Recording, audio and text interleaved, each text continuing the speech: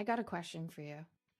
What if the thing that you call thinking it through actually is the decision and you've already made it?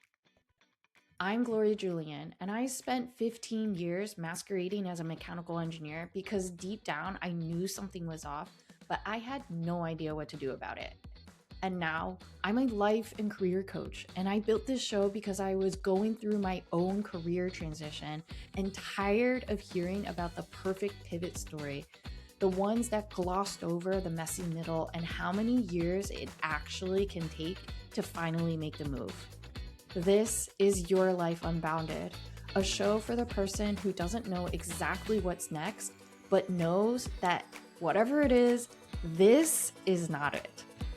Every episode, I talk to real career changers about what it actually takes to finally make the decision they've been avoiding. In today's episode, why the people who overthink every career decision might be the least equipped to make the ones that matter the most, and what my guest calls inch pebbles and why the milestones you've been chasing might be the wrong target. And finally, the two camps every stuck professional falls into and what it means if you're in the harder one. Today's guest has had more careers than most people have had jobs.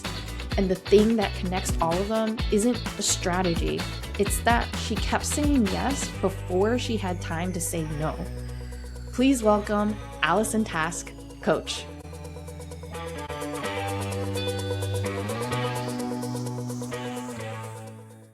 Hi, welcome, Allison. I'm so excited to have you.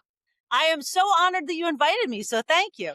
Yeah, it's been an incredibly long time. And, Allison, you were my coach a long time ago. So it feels like I'm full circle to coming back to coaching. And one of the reasons I wanted to coach with you is because you had such a big background in a lot of career pivots. And that's exactly what I was going through at the time that we were coaching together. And so I just want to hear your story from a more personal level of what made you transition between all these things? And I'll let you tell your own story. Thank you. Well, thank you for the opportunity. And you're bringing up something interesting, which is that when you hire a coach, it's not just our training as coaches that can be helpful, but it's also our life experience, right? And Mhm. so it felt relevant to you that I had done these pivots. And, I think that's just part of being a person today, and certainly being a coach, being vulnerable enough to share your story. And as you've said, when you come to me, you're not looking for me to share my story. You're just looking for me to know how to do this from personal experience and professional experience. But now you're giving me the opportunity to share. So here we are. So Yeah. pivots. So I went to college and I came out with a degree in human development and family studies, and people either went into social work or went into marketing. And I found social work at that time in the 90s seemed to be very downstream. It was helping people who already had big magnitude problems. And I was like, I don't know that I can affect real change there. So I went into marketing, where one can affect change, especially if you graduate in 1994 and get right into the internet. So I was very Mm, .com in Manhattan. I moved to San Francisco. I worked for a company called CNET. So you probably heard of them. Um, yeah. got involved with Microsoft and all kinds of Java.com, Sun Microsystems. Like I was sort of like at this incredible moment of growth and creativity. I mean, that's like our printing press, right? So like Hmm. that moment was amazing, and I did it. It was fantastic. And then, at some point when I got in, it was about convincing people that yes, someday we'll shop on the internet, and like, yes, you'll give your credit card, and you'll do your holiday shopping. And we were, young kids. My friends were all starting companies. They were getting bought by, big companies, and it was a heady, fun, awesome time. And then it became big business, and that became less interesting to me. It was fun when it was creative and like, can you believe this? We were like the proselytizers of this new time. Yeah. Um, and now that seems sort of quaint and cute. So when that all happened, then I was in a couple of companies that went public, and I had a couple of commas in my bank account before I turned 30, and I was like, oh, now I can do everything. Don't touch the principal. I never have to work again. So I went to culinary school because I thought I wanted to help people cook healthfully for their families. and enjoy it, right? My mom and dad both worked full time, but my mom cooked dinner every night and did not enjoy it. And we all knew that. And I Uh-huh. wanted it to be easier and more fun and joyful. And that I got into that just as Food Network was taking off, right? Mm-hmm. I rode the .com boom at the right time, and then boom, got into the Food Network boom. So I went to culinary school. I ended up working for Martha Stewart. She ended up putting me in a TV show because at that time Martha Stewart was going to prison and she needed to bring other people within her organization into the spotlight because she Yeah. would be doing other things. Um, so I had an incredible opportunity to be media trained by Martha Stewart Omnimedia and, take that ride. I eventually left, and then I had shows on TLC and Lifetime, and that's what I wanted, right? I wanted to teach people at home how to enjoy cooking. And it just so happened that Martha's going to jail. Food Network is happening. All these TV shows are now doing unscripted dramas. So, I was on a show called Homemade Simple where we went into people's homes and taught them how to cook, clean, organize, and design. And Mm-hmm. they were just really, it was fun. And my producer at the time who cast me, and I was in that show for 3 seasons. She said, just so you know, this isn't how you're going to make a living. This is just a really fun opportunity, but don't mistake this for a career. This isn't your career. Wow. You can't bank on this, but have the best time.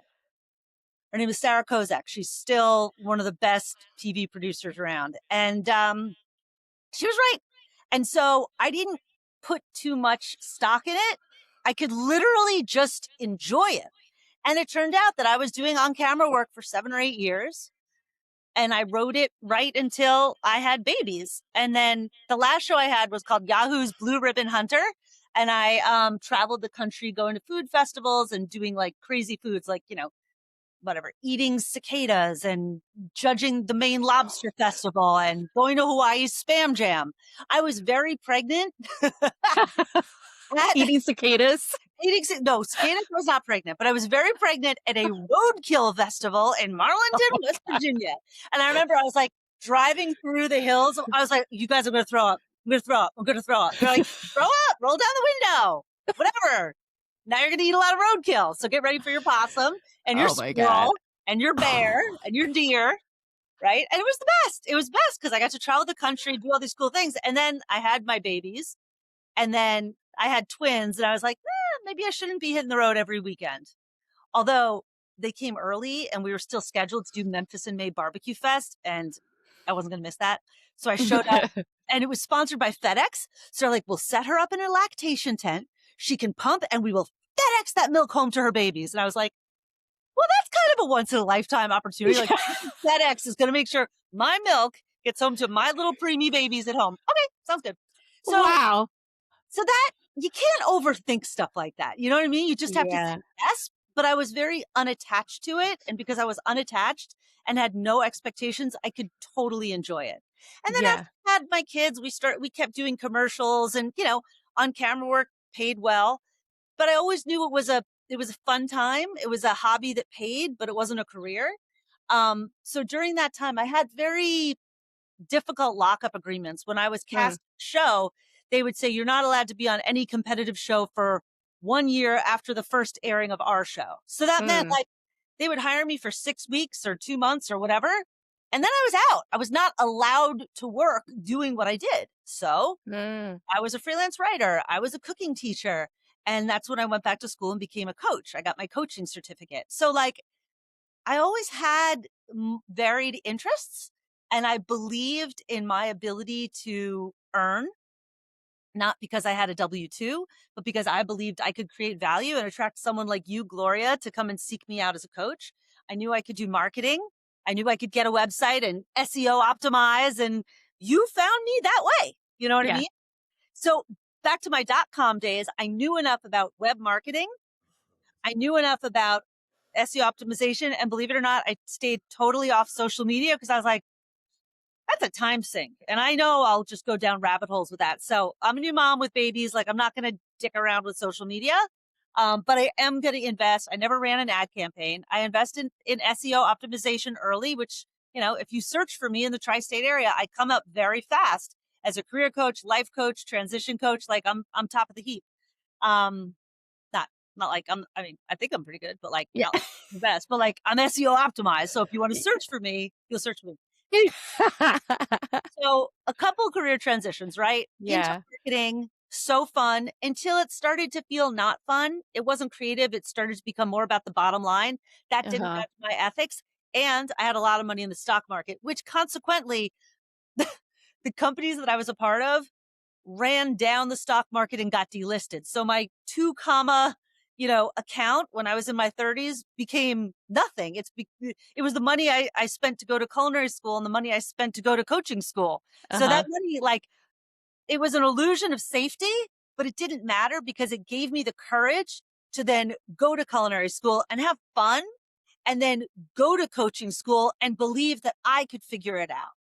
And Yeah. that those early days of coaching, watching my friends start companies, sell them, I just believed in my own capacity to figure it out no matter what happened. And as long as I was enjoying myself and contributing something of value and being useful, it was all going to work out.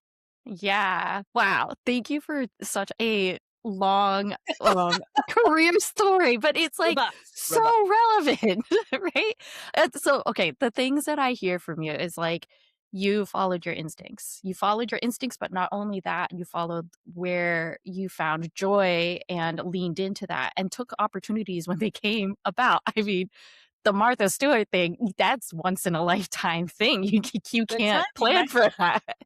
And I was Yeah. media trained. I remember Lisa and Lou Eckes PR. They media trained like so many culinary professionals. I had the good fortune to just be the right place, right time. Yeah. Yeah, I totally agree with, like, taking the opportunities when they happen. When I was going through my own career transitions and trying to figure out what I wanted to do, like, what I found out was just starting to talk to people about, "Hey, I'm thinking about doing this. I want to go into more of that design work," and then just I realized just, like, opening my mouth, letting people know, "Hey, this is what I'm thinking of." That's when people are like, "Oh, let me connect you." I think I'm constantly surprised at how helpful people are and how much people actually want to support your growth without any return and expectations in return. Is that something you've experienced too? So, boy, did you just open one of my favorite topics. So, in my I have 5 books, but my coaching book is called Personal Revolution, and I literally have 2 chapters on networking. One is identify the network you have, and the other is, create the network you want. Mm, I go into this whole thing on how when you ask someone for help or even share a dream that you have, you're giving someone the opportunity. Because I'm Jewish, I say you're giving someone the opportunity to do a mitzvah. You're giving someone the opportunity to like extend a kindness to you, like do something really nice. So when mm, you share a dream with someone, they're like, it's like when you watch your favorite sports team, you're not on the field, but you're rooting for them. And so mhm. now they're like, oh, cool. Gloria wants to do this cool thing. Who do I know that might help her? So they're now emotionally invested in your success such that they want to make an introduction for you. They want to jump in and be helpful. It's like if you're single, friends want to set you up on dates. You know what I mean? Like, I Yes. think Gloria's awesome. And like, how can I assist? Yeah. What's really important is so that happens all the time and people are so afraid to ask and I have to convince clients like just try it. That's why I wrote 2 chapters in my book about networking because like you're giving someone the chance to be part of your story and be part of your team. Mhm. Just make sure when you do make that connection, when you have that meeting, call back, give them updates because it's like watching your favorite TV show. They're now committed in to your story and they want to support it. Yeah, I love that. I really, really do. Because, I got stuck in not wanting to share where I was in life. When I was like, the couple years before I found you, I was stuck in doing mechanical engineering, and, like, that's where I was just like, "I don't know what to do," but, like, I felt constantly ashamed to even consider leaving that You position. nailed it. You nailed That's You it. know? 'Cause, like, you felt guilty of thinking about it because somebody paid for your education and you knew this was a good track and it was Yes. so hard to do and you worked so darn hard on it. But in the end, you didn't enjoy it. And Yeah. that matters. Mhm, mhm, yeah, It totally, totally matters. Like, I realized that I just needed to find moments of joy. Like, it wasn't even like, "Oh, this is the thing that I wanna do. I know what my hobbies are, I know what my interests are." It's none of that. It was just, I'm just gonna look to see what's behind the layers of bringing me joy, and that I realized was creativity. Like, engineering to some degree brought me some level of creativity, but it was so structured that I realized, like, I need more flexibility. I need to be not told what to do. And so, like, I ended up, um, making and designing some greeting cards that, like, were very reflective of my personality and, like, my really sarcastic and really weird off-color humor. And it was, as a creative, as an artist, it can be really scary to put yourself out there. But once I realized to start putting myself out there and putting my cards out there, I was like, A, one, people are actually buying it on Etsy. That's pretty That's cool. Like wild. random people. And then two, it's not as scary as I thought. Like the thing I was scared of is judgment from all these different angles. And I think that's a big reason why people don't even take the chance to find out, right? Yeah. So, a couple things occurred to me as you were sharing your story. Um, you may like the work, maybe being an engineer is interesting, but the way you had to do the work, so structured, so like not a lot of room for creativity. That didn't work. I have a client right now who loves the law. She doesn't like the business of law. She loves Mm. the law. She's a big law nerd. But earning a living as a lawyer and counting your hours and lying about your hours, like that doesn't work. For her. You know what I mean? Yes. So what's also interesting about what you said about being a creative is when you were an engineer, I think you put on a costume. You put on a coat, on a briefcase and said, I am now engineer mode. There's Gloria, and then there's Gloria, the professional engineer. Now, when you were an artist, you were like, I'm going to do my weird stuff. And that was Yes. Gloria, raw, naked, vulnerable, putting yourself out there with like all your quirks. That Yeah. is so scary because it's like, do you like me? Am I okay? So being an artist requires that level of vulnerability. And they're like, all right, I'll just like plop it on Etsy. And then you're so delighted that people who don't know you are touched by your work. You're Yeah. putting yourself out there in this way that people are responding to it. It is the scariest. And how does it feel when it's received? Amazing. I was just like, "Wow, there's one person out there who actually likes my work, and I have no idea who you are." But they bought it. I was like, "Wow, okay, they found me and they bought something for me." And It's so cool. it didn't even need to be how you make a living. It just had to let you know that, like, you had something of yours and yours alone that the world wanted. Yes, yeah. And I would also add, like, um, at that time, I was really having a hard time on what my hobbies were, what my interests were, because I did put that clothing on of being an engineer for so long. And also there's a sense of pride and ego. Like, "Oh, I'm one of the, I don't know, 30% of female engineers out there." Yeah, it's like, it's so That perfect. that's more than pride and ego, right? Because that's credibility, authority, expertise, and then a responsibility to your gender. How could you Yes. let women down? Yeah. You're one of the ones. Yeah, oh my god, the burden, the social guilt and obligation of that? Ooh.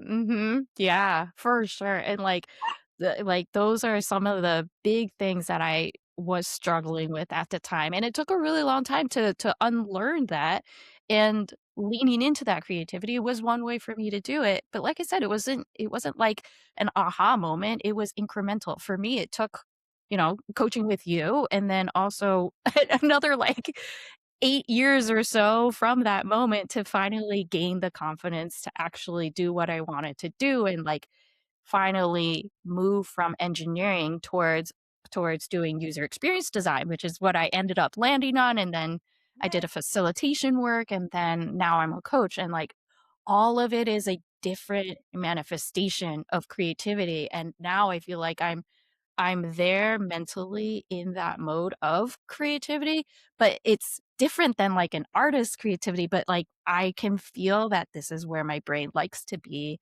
and I need to keep doing it because Like, I love talking to clients, and they have this aha moment every time I talk to them, and they're like, "Oh, I didn't real" like, I had one client said, they're like, "Wait, I'm allowed to choose?" I'm like, "Yes, yeah, you're allowed to choose not to pay attention to the fear." And it's like, sometimes people just don't realize they have another option to even consider. Like, their alternate reality just seems so far away from them, but when you really look at it, when you allow yourself to look at it, that's when it becomes possible. And those opportunities that you had during your career start to show up. Amen. So, a couple things I'm hearing here, and in your digestive, your scenario, you talk about how you feel, right? Mhm. So you're dropping away from thinking about what makes sense and what society is telling you, into being like, oh, it just felt right, right?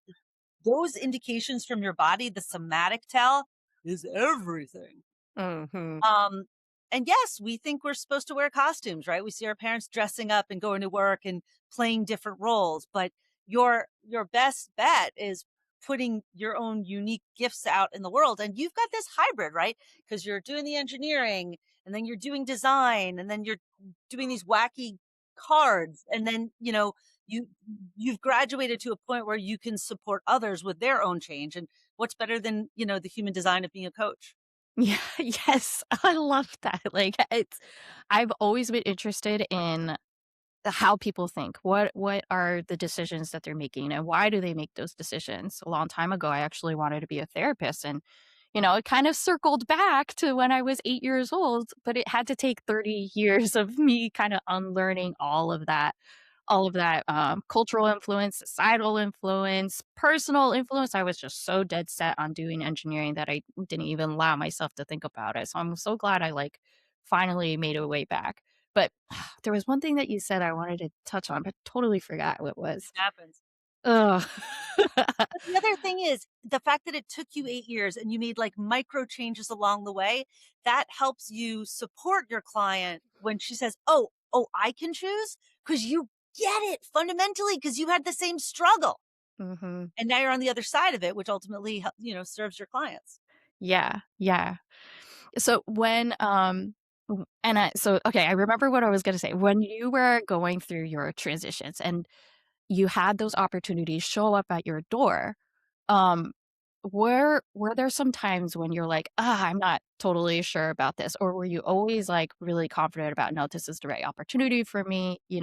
How much mental energy did you spend on making those decisions? What did that look like? It's a good question. So, yeah, I mean, I pursued Martha Stewart for over 9 months, not actually the organization, before I was given an offer. So when I got an offer, I remember they called me. They're like, "Hey, can you be at Susan Spungen's house in the Hamptons tomorrow morning?" I was like, yes, yes, I can." So I didn't have the time to perseverate. They just had me on this very short thing. It was immediate, go, right? Mhm. So thankfully I didn't have the time. Getting an opportunity to be on camera is like, I remember they did a negotiation with me over like Christmas break. And they're like, "We'll pay you 125 a day and da da da." And I was like, "This sounds terrible. And you can't work for a competitor for the next year." And I was like, they're like, "And we need you to make a decision in the next hour." And I was like, Oh, and they're like, "And if you don't want it, there's a long line of people who really do." So, and I was like, wow. again, wasn't given the time to really think about it.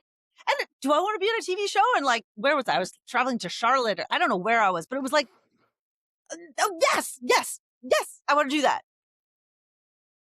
I didn't have the chance to think.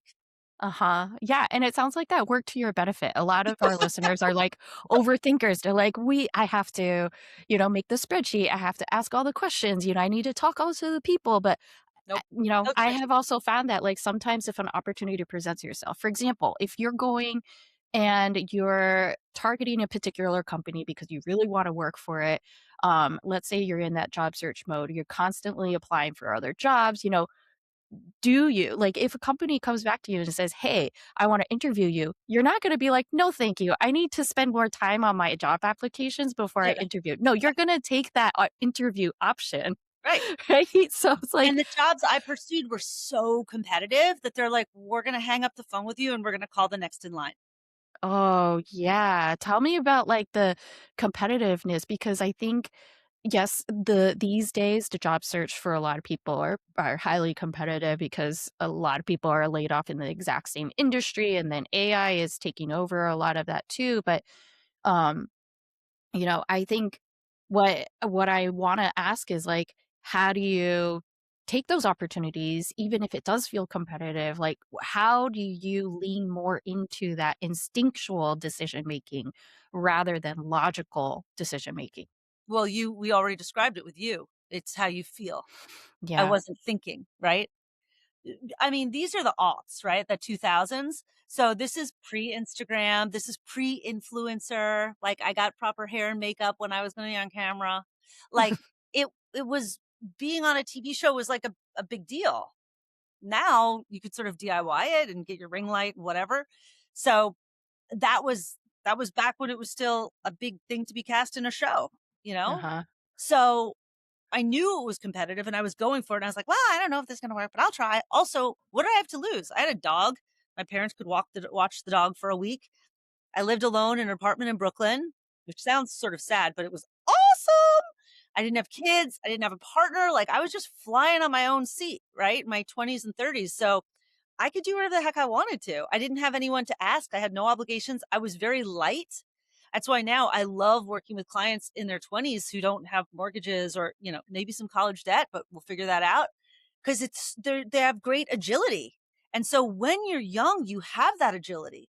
The only poor decision is not making one.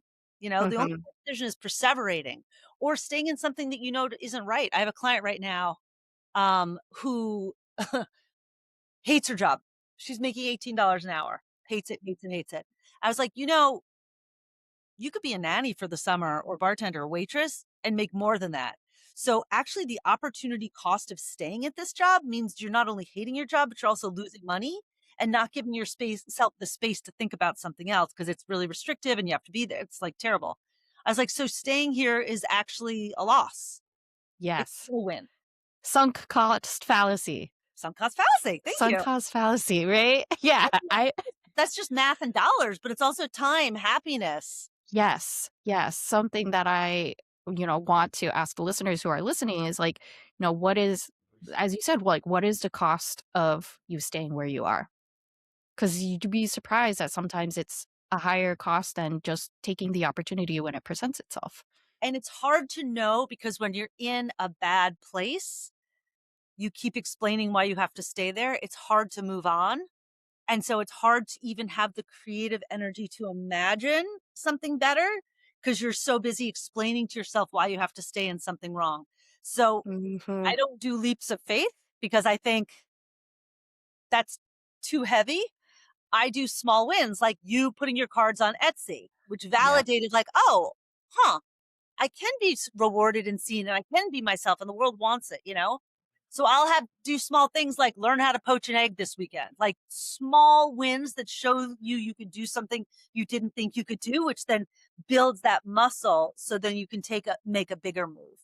Absolutely. I just had a client tell me he was like really afraid of even looking into different career options.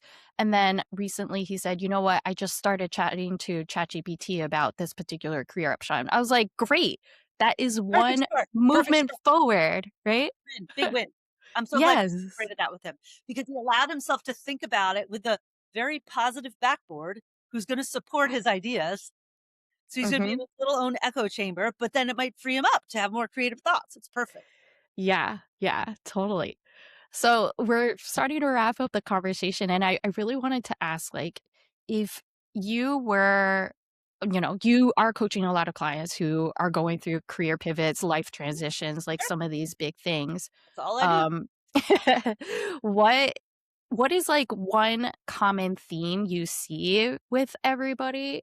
People are in two places. They either don't want to be where they are, but don't know what they want.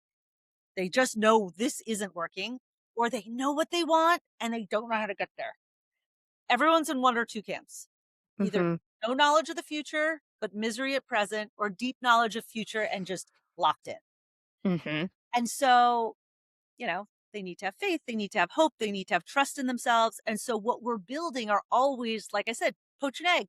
I had a client once who's like, I'm going to hang blinds this weekend because I don't think I can. I'm like, hang some blinds, put up a picture. I don't know, groom your dog, plant a flower. There's so many ways to see your impact and your creativity. Take an improv class, but embolden yourself to go different. So everybody has to just open up these neural pathways of possibility and creativity. And I have a lot of people like do case studies on people who are in the industry you want, find out how they got there. It can happen to them. It can happen to you. So building faith isn't the right word because I'm not saying blind faith, building trust, building capacity, all of those things. Yes. Incremental small wins. All those little small wins. Okay. Now, Here's yes. my favorite term, right? You have milestones and then you have inch pebbles. Inch pebbles. I knew you would love it, Gloria. I love that. Use it. Have fun. Inch pebble. It's so cute. I love it. Okay. So the last question I have is, yes, incremental wins, small things. Now, what do you tell the person who is stuck on constantly getting those incremental small wins and not actually choosing to make a final move? Then I go back to values, right? So what did you hire me for? What did you come here for? Right. I have a client who is in-house counsel at a, I don't know, pharmaceutical company. And she was just bored and she wanted bigger things, but she was also 55. And we worked on it. She had interviews and she got better offers. While we're coaching, they randomly gave her a $10,000 bonus. They just hand her money because she was getting happier. And then she's like, you know what? I don't want to leave. I want to stay here for another 5 years. I want to have tons of downtime. I want to plan my retirement. Like, I don't need to move right now. I'm just going to coast and finish it off. But she needed to have the experience of looking for change. So sometimes exercise of looking for something different. It's like the Pina Colada song. Like, I went out to find another woman and then I found you. Hey. It's like, it's my responsibility to call people on their bullshit. And when they're swirling or, circling the drain or not making change, it's my job to be like, what's going on here? And so that's part of what they pay me for, accountability. And I put their words back on them. And maybe they've changed and maybe they don't want the thing they thought they wanted anymore. You know what I mean? Yeah, I totally do. And it's okay. Sometimes there's the presenting problem and the real problem. You present me about a job change, but really you want to get a divorce. So in our process, we figure out, you want change, but you might not have been specific about exactly which change you wanted. Yeah. Yeah. Question? Yeah, I think it does. Awesome. Thank you so much, Allison. I really appreciated your time and reconnecting with you. It was so wonderful to chat with you again. Hey, it is as much of a joy for me to see you thriving right now, Gloria. So you keep going on. Oh, thank you so much. Thank you.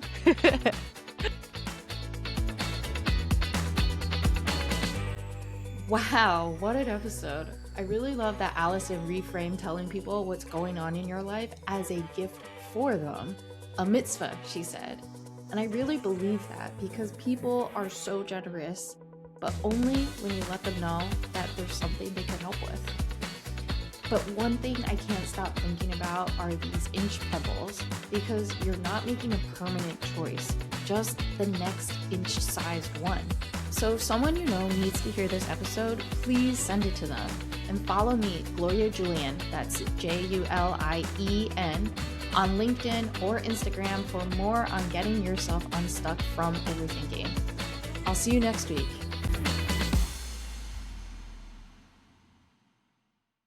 Hey, looks like you stuck around. Here's something that I'm doing right now. I'm watching Jujutsu Kaisen Season 2, and Satoru Gojo's backstory has me completely lost. Okay, that's it. Bye.